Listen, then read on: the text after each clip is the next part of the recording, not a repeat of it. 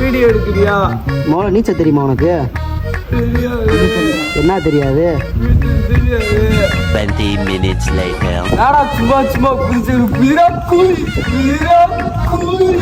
நீச்சல் தெரியுமா உனக்கு? ஏம்பா சுடுகாட்டு சொல்லியாச்சா? பாட ரெடியா? சீக்கிரம்